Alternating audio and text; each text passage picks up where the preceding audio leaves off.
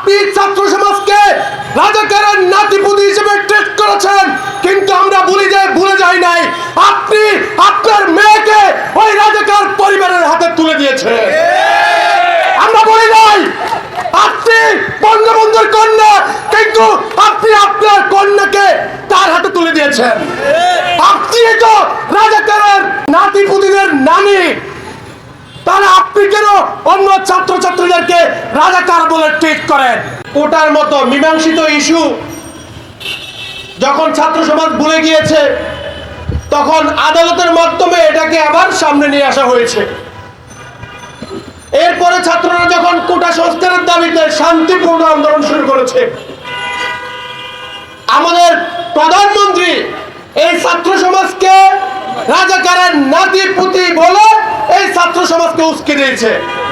এবং শুধু প্রধানমন্ত্রী নয়, এই সরকারের বিভিন্ন এমপি মন্ত্রী সহ আন্দোলনকারীদেরকে রাজাকারের নাতিপুতি বলে ফেসবুকে পোস্ট দিয়েছে। আমরা দেখেছি ঢাকা বিশ্ববিদ্যালয়ের প্রায় 90% শিক্ষার্থী যখন রাজপথে নেমে এসেছে, তখন যখন ছাত্রলীগ খুঁজে পাওয়া যাচ্ছিল না ঢাকা বিশ্ববিদ্যালয়ে, তখন বহিরাগত বিভিন্ন বস্তি থেকে টোকাই স্বেচ্ছাসেবক লীগের নেতা কর্মীদেরকে এনে আমার ছাত্র ভাইদের উপর গুলি চালানো হয়েছে, আমার ভাই বোনদের উপর নির্মম নির্যাতন চালানো হয়েছে, যেটা আপনারা ফেসবুক এবং মিডিয়ার মাধ্যমে দেখেছেন।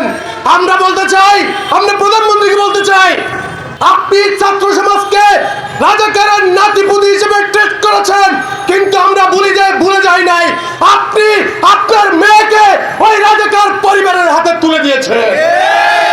আমরা বলি নাই আপনি বঙ্গবন্ধুর কন্যা, কিন্তু আপনি আপনার কন্যাকে তার হাতে তুলে দিয়েছেন। আপনি তো রাজাকারের নাতিপুতিদের নানি, তাহলে আপনি কেন অন্য ছাত্রছাত্রীদেরকে রাজাকার বলে ট্রিট করেন? এবং আমরা জানি যে আজকে যেখানেই আন্দোলন হবে সেখানেই এই আওয়ামী লীগের গুন্ডা পান্ডারা হামলা করার জন্য ওত পেতে আছে। আমরা বলে দিতে চাই, যদি আমার কোনো ভাইদের উপর হামলা করা হয়, আমার কোনো ভাইকে নির্যাতন করা হয়, আমরা 18 সালে যারা কোটা সংস্কার আন্দোলন করছি, আমরা কিন্তু বসে থাকবো না।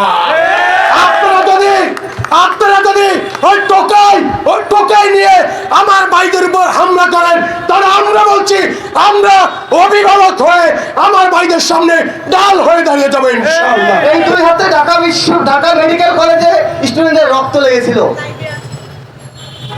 চিৎকার বন্ধ হয়ে গিয়েছিল, কথা বলতে পারিনি।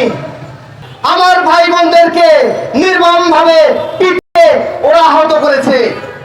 ওরা আমাদের বোনদেরকে ছাড়েনি, বাস দেশীয় অস্ত্র শস্ত্র সহ আমার বোনদেরকে ওরা পিটিয়েছে। আমরা ভাবতেছি, ভেবে খুব আনন্দিত, একটা প্রজন্ম বড় হচ্ছে আওয়ামী লীগকে ঘৃণা করে।